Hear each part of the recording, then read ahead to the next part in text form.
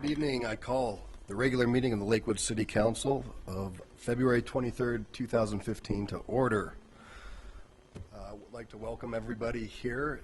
The mayor is not here this evening. He's in Dayton, Ohio, representing the city of Lakewood at a conference, and probably might be enjoying nicer weather than we are. It's a balmy 12 outside today. Will the clerk please call the roll? Paul? Here. Shakti? Mullen? Johnson? Here. Wickman? Here.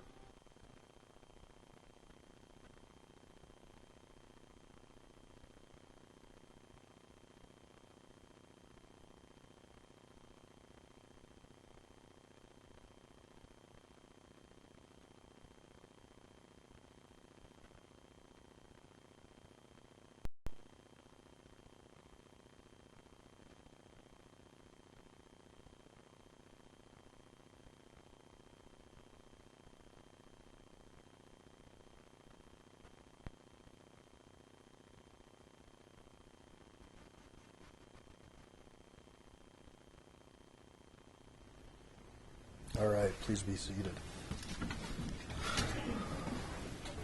Will the clerk please read item 4 into the record? Item 4, proclamation, March as Government Purchasing Month.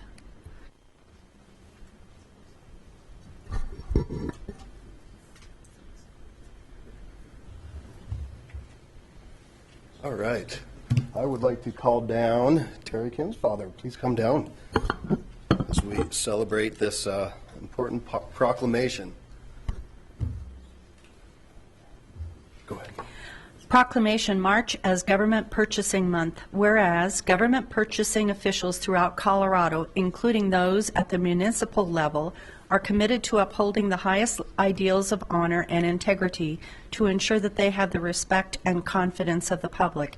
And whereas purchasing organizations provide an environment where all businesses are afforded an equal opportunity to compete for business with each level of the government, including the city of Lakewood. And whereas the government purchasing officials are to be applauded for their diligent pursuit of efficiency through their commitment to seek goods and services with the highest value in terms of quality and price to maximize the benefit to the public. And whereas Lakewood's purchasing services staff members are to be commended for receiving the Sterling Agency Award from the Universal Public Procurement Certification Council. And whereas Lakewood is the only agency in Colorado and one of the only 10 agencies in the United States to achieve this recognition for the Procurement Council in 2014. Now, therefore, on behalf of the City Council of the people of the City of Lakewood, I, Bob Murphy, Mayor of the City of Lakewood, by virtue of the authority vested in me, do hereby proclaim March as Government Purchasing Month, given under my hand and seal of the City of Lakewood, this 23rd day of February 2015. Bob Murphy, Mayor.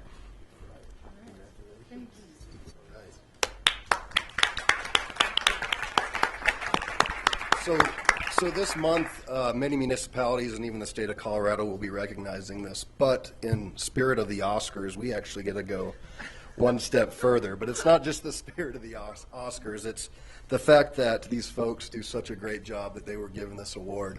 We're the only municipality in the state of Colorado who can boast this. So thank you to you and your folks for all your hard work. And there you And the Oscar goes to. There you go. Thank you so very much. Thank you. You are. Appreciate it. All right. Thank you, Mayor Pro Tem Paul. Thank you, City Council. And I accept the proclamation on behalf of the City of Lakewood Purchasing Services staff. We do follow the UPPCC Code of Ethics, the National Institute of Governmental Purchasing Values and Guiding Principles. Thank you for your support in our efforts to provide sound procurement services for the City of Lakewood. The Sterling Agency Award is a reflection of our dedication to best practices in public procurement. In order to achieve this award, each full-time staff member must have a minimum of 3 years public purchasing experience, complete specific educational classes, and pass national testing. These efforts result in a Certified Public Procurement Buyer, CPPB, or a Certified Public Procurement Officer, CPPO, designation. We have received 100% certification in 2012, 2013, and 2014 of all eligible full-time purchasing staff. And we proudly acknowledge this award. Thank you again.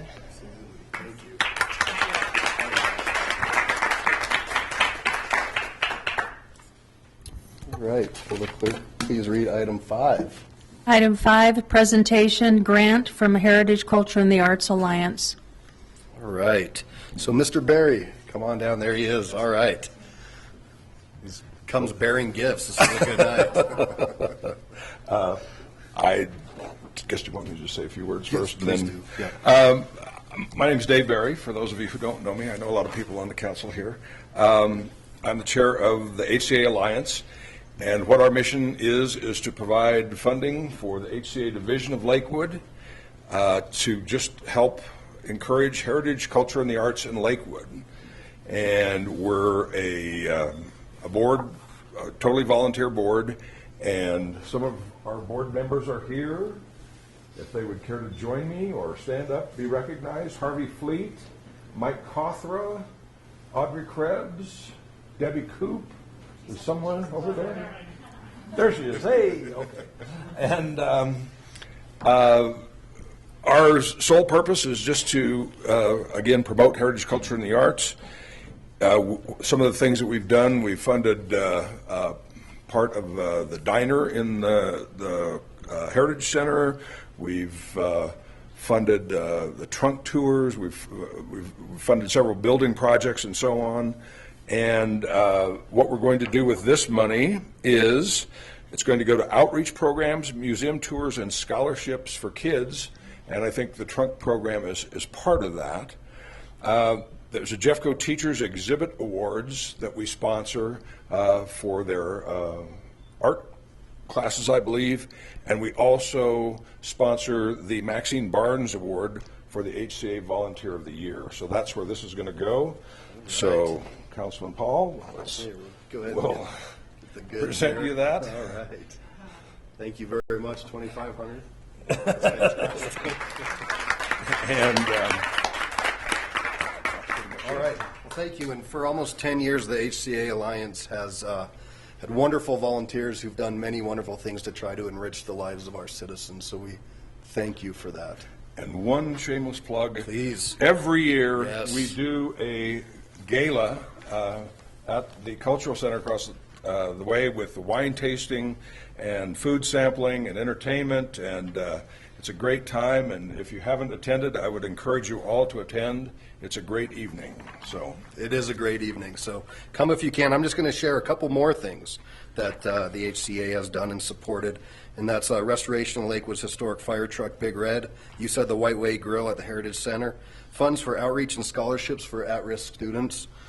Funds for off-site museum education programs, and funds for acoustical orchestral shell for the LCC Theater. So some wonderful projects, and we thank you very much. thank you. All right.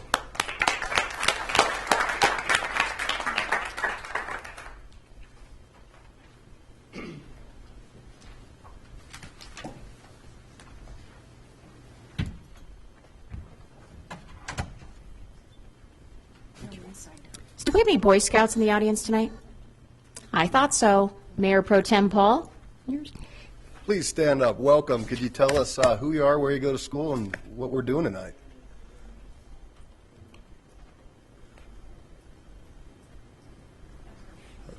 Green Mountain High School? Troop? All right.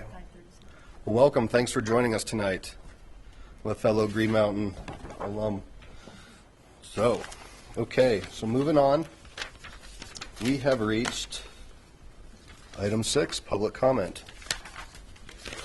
And I can disperse with the instructions. Nobody's signed up to speak. If there's anybody in chambers who wishes to speak on a non-agenda item, please come on down and give us your name. Ms. Kentner, I think you know the The rule's green, yellow, red, 3 minutes. Come on down. Good evening.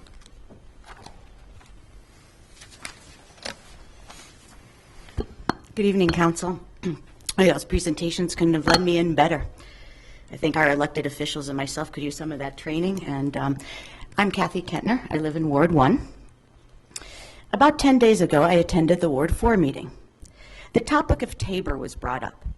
What should the city do with all of the extra dollars? How should we refund it? Or should we ask the voters if we should be allowed to keep the surplus? I mentioned that there really is another valid option. We can collect less in the first place by charging less for, quote, charges for services. If we simply take in $3 million less in fees, then we don't have to refund or refer anything. I mentioned that without enterprise funds, fees for services, charges for services, were a little more than 10% of the total budget. The mayor and elected officials found that hard to believe. After all, that would be $17 million on a $170 million budget. And I was told that it was worth a fact check. So I was waiting, and then it dawned on me. You weren't going to fact check and let me know, but rather you expected me to check the facts and get back to you. So here it is. Our total charges for services without enterprise funds is $27 million. We can do it. We can keep our same level of services, and we can even still charge less so that we can all enjoy the arts. In the end, it is even more convenient because it saves us the hassle of having to deal with a Tabor refund. Please let me know if there are any other facts which you would like me to check. Thank you. Thank you. Just the facts, ma'am. Right? All right. Thank you. Anybody else in chambers wish to speak? All right. With that said, we will close public comment. We will move on to the consent agenda. The use of the consent agenda has been made to expedite council action. It contains both resolutions and first reading ordinances. Resolutions are items of routine nature. Members of the public will have an opportunity in a moment to comment on any of the proposed resolutions. First reading ordinances appear on the agenda only for the purpose of setting future public hearing dates and ordering the newspaper publication of the proposed ordinance. No public comments will be heard this evening on first reading ordinance. The public will have the opportunity to comment on the proposed ordinances during the scheduled public hearings on the dates set tonight by the City Council. Any council member may request an item on the consent agenda be removed for separate discussion and action under general business. Will the city clerk please read the items on the consent agenda into the record? The consent agenda consists of items 7 through 11 inclusive. Item 7, Resolution 2015-11, authorizing the Second Amendment to the amended and restated Lakewood Police Money Purchase Pension Plan and Trust Agreement. Item 8, Ordinance O 2015-4, amending sections 8.14.010, 8.14.020, 8.14.025, 8.14.060, 8.14.070, 8.14.080, and 8.14.090 of Title 8 of the Lakewood Municipal Code pertaining to health and sanitation, and amending sections 9.80.010, 9.80.020, 9.80.090, 9.80.100, 9.80.150, 9.85.020, 9.85.050, 9.85.060, 9.85.070, 9.85.080, and 9.85.090 of Title IX of the Lakewood Municipal Code pertaining to public peace and safety. Item 9, Ordinance O 2015-5, approving the city's participation in the West Connect Corridor Coalition, authorizing the mayor to sign the West Connect Corridor Coalition Charter, budgeting funds for the city's share of the cost of participation in the coalition, and appropriating those funds for the 2015-2016 fiscal years. Item 10, approving the minutes of the regular city council meeting of February 9th, 2015. And item 11, accepting the minutes of the Advisory Commission for an Inclusive Communities Executive Committee meeting of January 7th, 2015. Nice job, especially on item 8 there. I don't think you missed any zeros or point zeros. All right, I will open the public comment period on the proposed resolution in the consent agenda.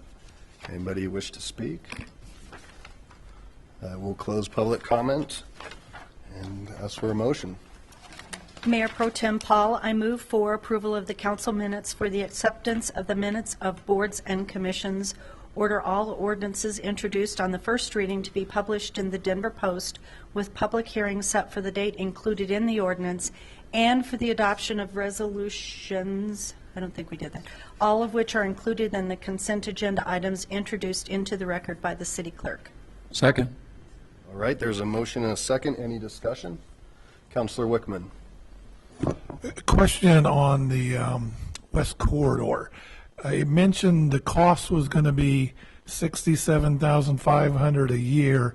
Now, it wasn't clear to me, was that 1 year, every year, a couple years? What do we expect the overall cost will be? Thank you. I believe that's 1 year, but since this is just first reading, you will get a presentation at the next regular meeting on second reading, and we'll be able to answer all of those questions at that time. Anybody else? All right, please cast your votes. I guess I better vote. All right, passes 9-0. Moving right along, looks like we are to item 12.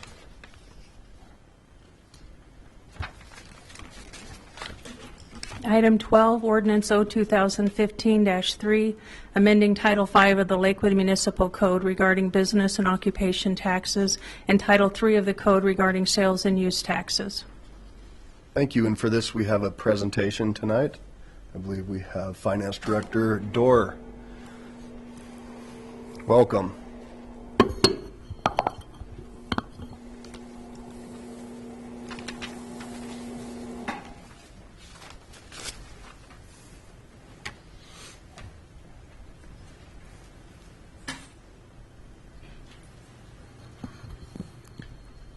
Good evening, Mayor Pro Tem Paul and members of City Council. Once again, Larry Dorr, City of Lakewood Finance Director. Thank you for considering Ordinance 2015-3 tonight, and thank you for the opportunity for me to present a brief overview of the ordinance. I'll get into some of the technical areas. I'll also give a brief overview of the ordinance, and of course answer any questions that you might have. But it's also a chance for me to update you on some exciting business happening in our tax division, and then also give a little bit of a context and overview as to why we do these from time to time and what are some of the other tax code updates that the city has undertaken in years past.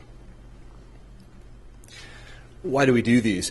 Well, any time that we can make tax collections more efficient for business and continue to preserve the integrity of the tax process and application of tax, it makes sense to do that. And as business evolves and has evolved over the years, there have been opportunities to do that, particularly in the area of technology. As so many things have changed since the advent of the internet, we have the opportunity to make collections more streamlined for business and more efficient for the payment of taxes to City Hall. As technology has emerged, we've had a chance to do that.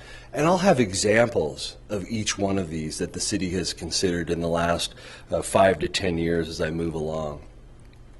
Next, anytime that we can make taxes more understandable for the public and simplified, it's better for the community as a whole. And that's not just the businesses, but the shoppers who actually pay the taxes, and of course city government. Anytime that collective community can have a better understanding why we've made changes to the tax code in the past for those purposes. Anytime we can make it more efficient for the city, it'll save money in having more efficient tax collections. I do have some interesting announcements, something that we're going to do in 2016 as a result of new systems. And again, the city's new system launched in May of 2013 has presented some opportunities for efficiency. For example, people can file online, and I'll talk a little bit more about that a little bit later in the presentation. But those require changes to the tax code and ordinance, just like we've got here tonight. And then, of course, changes in tax policy, and that comes from City Council. We have some pretty big examples of that in years past, but as council and the public look at taxes, they have the opportunity to change that. It requires a change in the ordinance. And so those are some of the reasons we've made changes in the past, and of course I'll get into some of the details. I appreciate that council has looked this over. It's 8 or 9 pages, and it's drafted by three tax administrators and 3 lawyers. So I know that it's probably a little bit technical in nature, and so I'll jump into that, and that's one of the reasons why we've tried to make the wording a bit clearer and remove some of the typos. The original tax code was produced on a typewriter in the 1980s, so we are still finding some of those as we read through Title III and Title V. And also, we want to make the language a little bit more user-friendly to the tax-collecting business and the tax-paying public. So we have some changes there, and I'll give you some examples of those as we go through. So in the past, some of the changes that we've made, for example, this first one, minimum payment threshold. In Lakewood, if you have a sales tax or use tax liability that is less than $5, council made the change to the tax code, I think it was around 2013, might have been 2012, that said we don't have to remit that payment. So if a business owes 50 cents, it's not efficient for them to remit that to City Hall. It's not efficient for City Hall to process all of those payments and take care of that. So that de minimis is now a part of our tax code. Of course, tax policy, this was one of the big ones from the 2008-2009. And that's the grocery food exemption. Of course, that required a change to the tax code, and council heard an ordinance back then and made that change. Subsequent, more recently, the tax code changed some of its definitions of food. You know, that area of consumer behavior is changing dramatically in how we all purchase food and so forth, and we made some changes there. It's still one that is growing and changing and evolving, and we'll adapt with it, the tax code. And then next, this change with candy and soda. There was some confusion there in terms of multi-packs or single items, is it refrigerated and all that. We took care of that in the tax code. Those things weren't easy. And we also wanted to match that up, and sometimes, as we've done in the past, with the state's tax code, so that the business and the tax-paying community can see some synchronization between city government and state government. I mentioned online filings and our new system that we're working on. Of course, we had to make some changes in the tax code there, that essentially something that we're all used to and that we take for granted. When you hit send on your IRS filings, you recognize that that's the same as writing your signature with an ink pen, that those two things are the same. We had to make changes in the tax code to do that.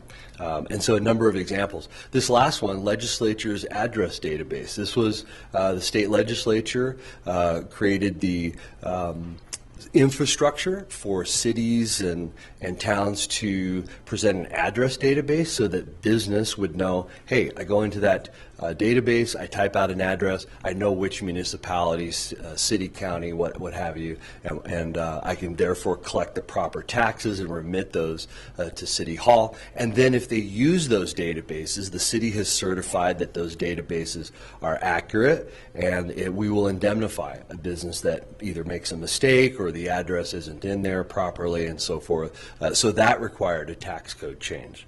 There have been a lot of these, but we don't do them very often. We don't want to have the tax code and the books open 3-4 times a year, but every couple of years, and certainly when it makes sense to do so. And just to present one that's on the horizon, the state legislature adopted Joint Resolution 2014-38, and that will require uniform definitions. And the Lakewood tax staff and tax administrators across the state are working very carefully to get the definitions all synchronized. You'd be surprised. There are some definitions that are open to wide interpretations, and then that's confusing for business and the taxpayer. So we're working on those. Okay, so with that as background, what is in Ordinance 2015-3. And let me sort of give a high overview of some things that are fairly obvious, like typographical errors. I won't go into the details of that, but there are a couple that I think are worth noting. So, of course, as I mentioned, we have, you go through and you probably noticed in your red line we had table services, and it should be taxable services, and so we're going to change that. We've also added a couple of definitions like CRS stands for Colorado Revised Statutes. And I know those are obvious to all of you, but to tax managers around the country and around the state, we need to put those things in there. So it's time to modernize and get the Lakewood tax code looking like others. Here's another one, though, that the next bullet, is a little bit unique. So denial of license and due process thereon. Currently, nobody has the authority, specifically in the code, to deny a sales tax license to somebody or a business who applies for it. So the finance director will have the authority to do that in the future, and that's, I think most people expect when they apply for something, they'll either receive it or they will receive a denial. And of course, there's due process. The finance director can't do that randomly or without good reason, and of course it can be first appealed to the city manager, which you probably read in the ordinance, and then ultimately to district court. So there's always going to be due process with any sort of a refusal. But this came up when we had applications for medical marijuana facilities a year or two ago in Lakewood. And while we referred that to zoning and we referred that to our planning departments and, ultimately city council, you're very well aware of that whole discourse in the community over a period of years. Technically speaking, there was a concern that the city did not have the opportunity to deny a sales tax license. And now that will be in there, and that makes sense and is actually more consistent so that an applicant has a resolution and understands that right away. Next, we changed some language. This is related to tax deficiencies. We wanted to make that a little bit clearer. There are no new business processes here. The fees, the charges, and so forth are really unchanged with our business practices. But if you tried to trace through the ordinance, one section referred to another, and then that section referred to yet a different one. And what happens is oftentimes, and you're familiar with the city code, additions get made and they get more layers upon layers. They get confusing, and so we're undoing some of that, but no new business practices and nothing necessarily changing with the way we're doing business. And of course, in that section, we're talking about businesses that don't pay their taxes, so you shouldn't be surprised that some of the penalties and interest rates that are in there are just that. They're designed to be punitive, and thankfully, 99% plus of our tax-paying businesses do pay on time and get that right. Next up is something different, and this is some feedback that we've been getting in our tax division over the years. I know that a number of our staff members around City Hall have heard about this, and this is certain sales by charitable organizations. And I'll delve just a little bit deeper here on this one. But certain sales I want to hone in on, and that's sales made for charitable purposes. Can't sell things for other than for charitable purposes, and there could be some examples for that. So the scope is a little bit narrow there. The funds have to be controlled by the charity itself.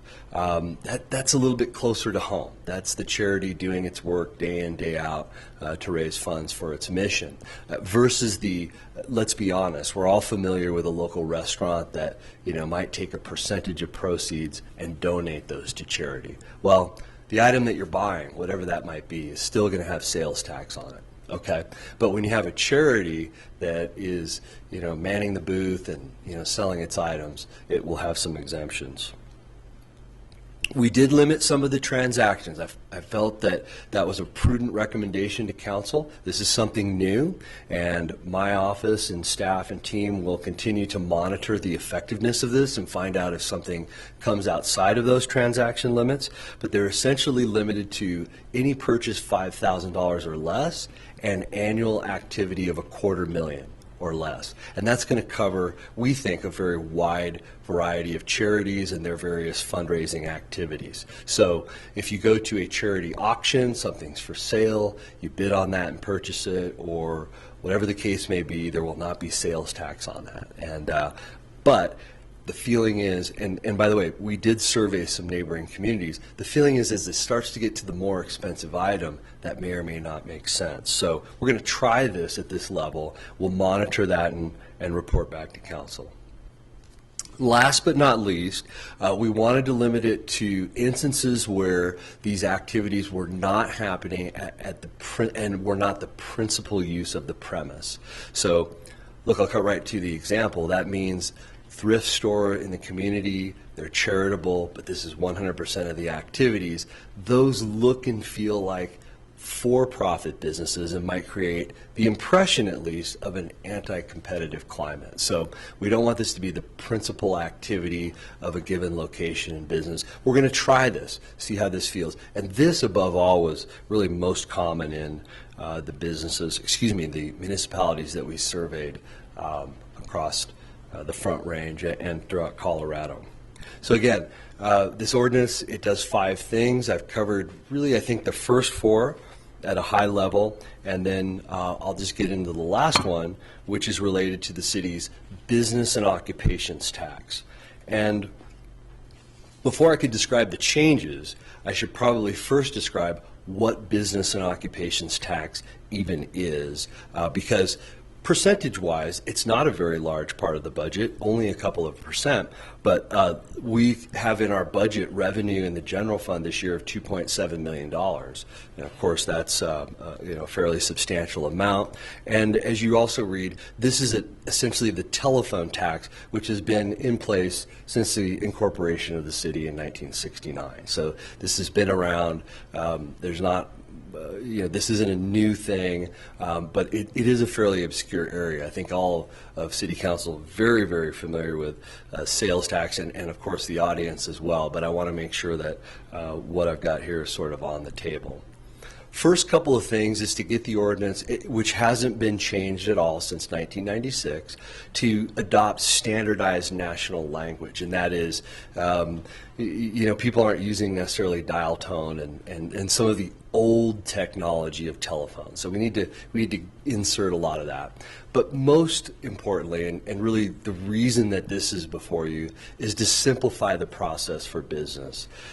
Key in this, and if you'll indulge me just a little bit of the detail, key in this is that you might notice in the deleted section, we ask businesses to estimate their lines, we divide that by 12, and in the subsequent year there's an adjustment made. It's very complicated for business, and it also creates some uncertainty for business in terms of what they're charging and collecting versus what they're paying to City Hall. This will simplify all of that, have one rate, the businesses will tally up their lines, and they'll make a payment each month without any adjustment or any of the uncertainty that comes with it.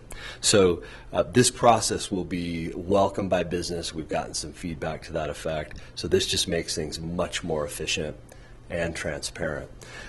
Most importantly, and I appreciate that we all should be skeptical of changes in tax code, but this doesn't change the tax rate or any revenue in any way to the city. So this will keep all of that neutral and really just address the administration of these taxes and clarify definitions.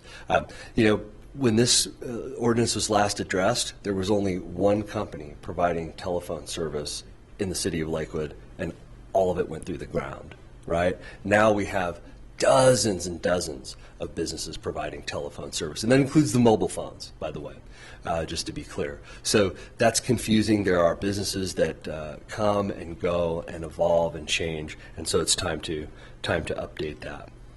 And before I move forward with my update, I do want to thank those good people that assisted in the drafting of this. This is our city attorney, Tim Cox, deputy attorney Greg Graham. We also had a special counsel to the city attorney's office. That's Mr. Ken Fellman. And then we had our tax administrators, Aaron Nordman, our division manager of sales tax, and our supervisor of tax auditing, Kurt Osborne. I really want to thank that team that worked on this for the last number of months. So thank you to all for contributing to that. Last but not least, I want to give a little bit of an update. Since you allowed me a minute or two at the microphone, I do want to not only appreciate our hard workers in procurement who were acknowledged earlier with the proclamation, but talk a little bit about what's going on in our tax division and give you an update. And what I'm really excited about is taking the city's tax return process paperless in 2016. This has been long in waiting. And if I could just describe this analogy, you'll really appreciate it. First of all, 30% of the city's taxpayers now file online, and that's a huge change from just a year ago. And so people are going online. I anticipate that will really increase to 100% in 2016. That's obviously our goal. But just to draw the analogy, today, tax returns, city sales tax returns, are printed and mailed. And we spend $14,000 on postage to do that. Give you an idea, I'm old enough to admit that I remember when we used to get at our house, at my residence, the 1040, you might remember this, and it had the sticker on the front, and it said, door, and it had your address, and might have had your social security number. I don't remember that, but you had your 1040 and you filled it out and you mailed it in if you owed taxes or you got a refund. We still do that similarly with sales tax returns. We print up 12 returns, has the business name, their account number, and all that, and then we mail it to the business. When was the last time you had a 1040 mailed to your house? I mean, it just doesn't happen anymore. And then we went through that era where you'd go to the post office or the library and they had those, those stacks. You had the 1040, you pulled it out. Of course, you always took two because you needed to do a rough draft, right? And we typed ours up so they'd look really professional. And then suddenly those went away, right? Yeah, those have gone away. I mean, and those went away 10 years ago. And it's time to do that because we finally have the technology. We have the ability to do it. I mean, you describe to a young person today that idea, they just wouldn't believe it. And what we'll do is not just save $14,000 in postage, which is a lot, and we're going to remove that from the budget. We're not going to reprogram that into anything else. We'll also save 50,000 sheets of paper and 27,000 envelopes, which is the equivalent of about 150 reams of paper every single year by doing that. And as I mentioned, 30% of those taxpayers aren't even going to miss it. I mean, think of the idea that 30% of those taxpayers, we might mail them those returns and they throw them away anyway. This is sort of like the old days when you'd get a car loan and you'd tear out that coupon and you put the sticker on the front and mail in your check. People are up here with smiles, but we don't do that anymore. And it's time for a change here, and I'm really proud to announce that in the tax division.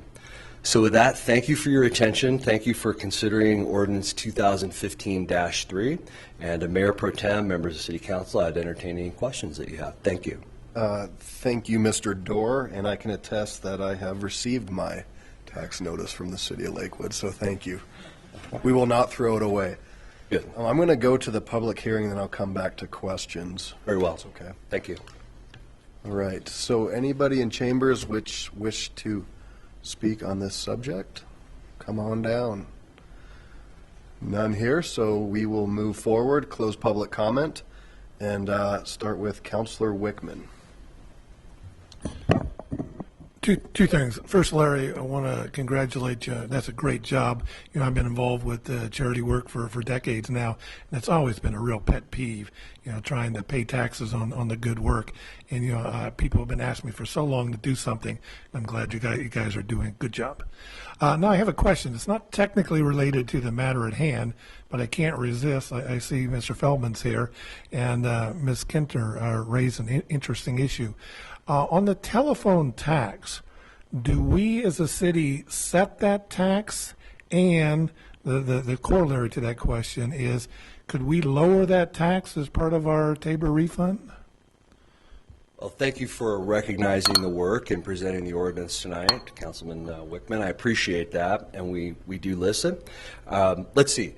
As a home rule city, Lakewood sets all of its taxes. I should say, of course, the people do. We don't tax anything. The people have elected to tax themselves, and of course, council would control the idea of decreasing or deleting that. But my recommendation is to do that very carefully. I think it's premature to talk about what Tabor refunds might be, how to approach that. I think that's a pretty intense policy discussion for the future. But it could be on the table in terms of it being reduced, changed, modified. It can't go up without a vote of the people, of course. But certainly as a home rule city, City Council would have the authority to make a change in that area. Thank you. Councilor Coop. Mr. Dorr, thank you for the presentation. You made it incredibly exciting. You said that there is kind of a test period here. You're going to try this out. What's the time period that you're going to give this and get feedback on it and get input from the businesses? Well, thank you. I appreciate the kudos as well. We're always listening, and we'll continue to get feedback. We have daily contact with the city's taxpayers, and I would believe that we'll keep an eye on this. We've already reached out to a number of businesses in a number of different ways, and I would think in the coming 6 to 12 months, it would be fair if any change was needed that we would come back to City Council. But I think that these are going to be the right levels in terms of the transactions and the aggregate amounts. But like anything, they will need to be adjusted at some point in the future. And we could be at a point in the future to remove the limitations entirely or change them in some way. But I think 6 to 12 months is probably the right time horizon, because a lot of these, specifically the charities, they have an event once a year.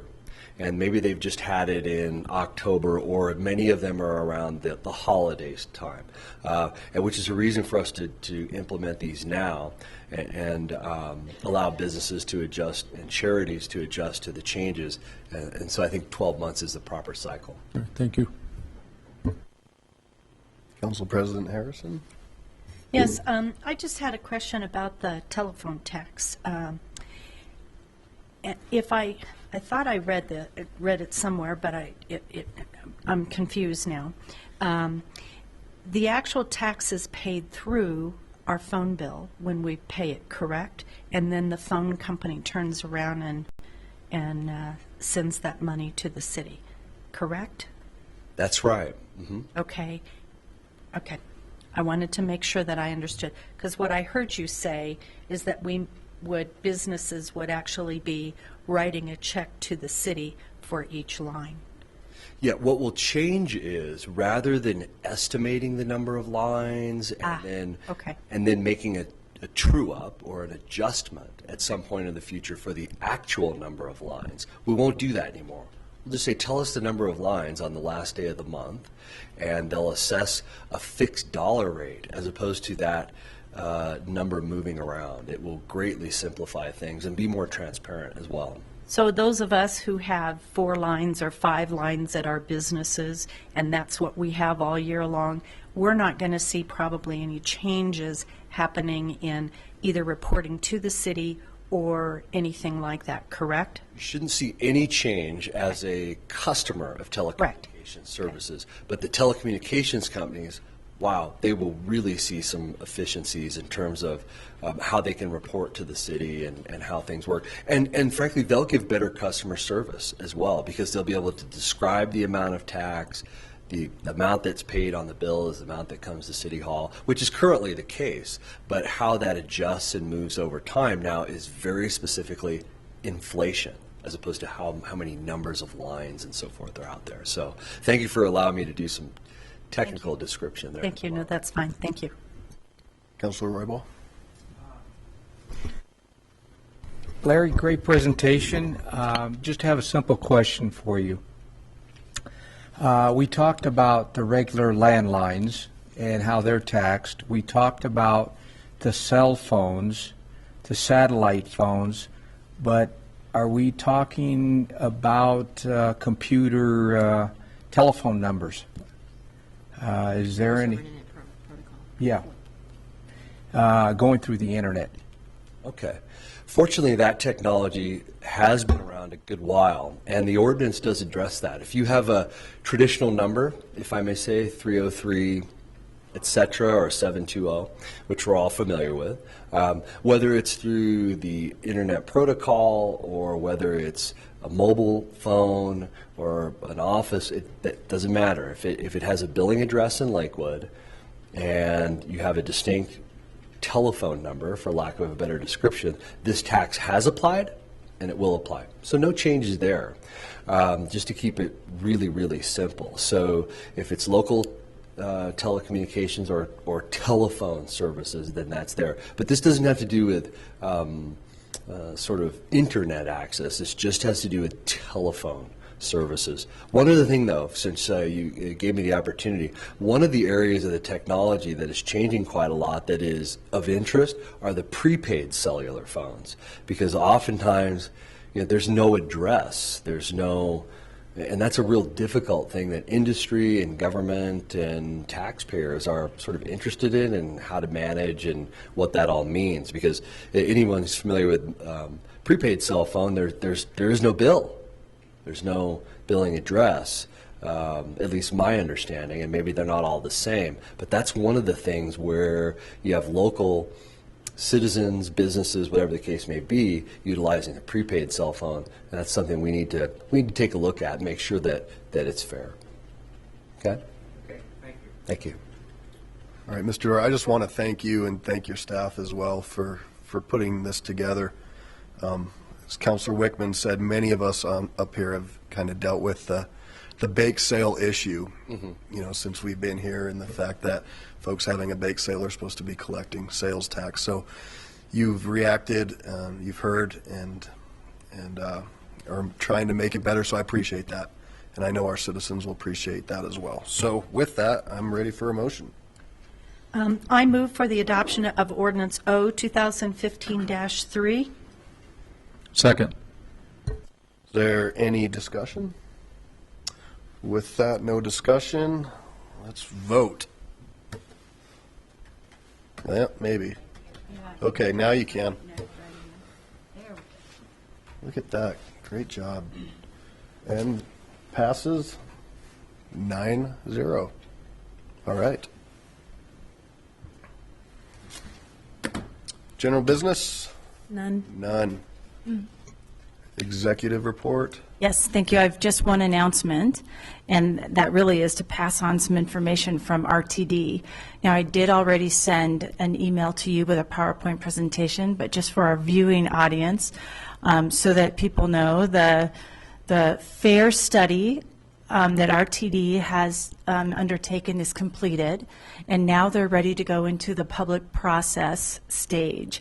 And people are welcome to come to any of the meetings, but we would recommend, since most folks in Lakewood live in District M, the District M meeting will be on March 25th at 6:30 p.m. at the Clements Community Center on about Colfax and Yarrow. So that's on the 25th of March.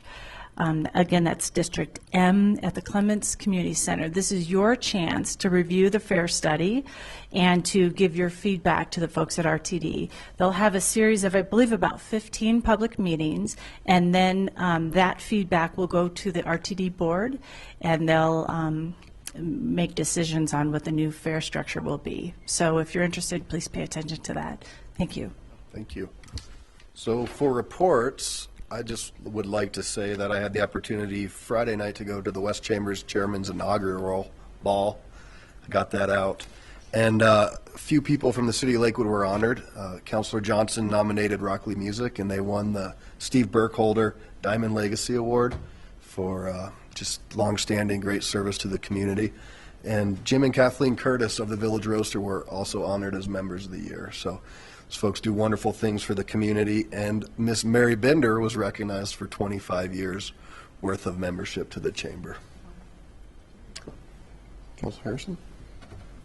I just wanted to say thank you to all of the snowplow drivers over the last couple of days. I got where I needed to get, and I got there on time, so thank you very much. I appreciate that. We didn't have Stormageddon after all, so I'm thoroughly thankful for that.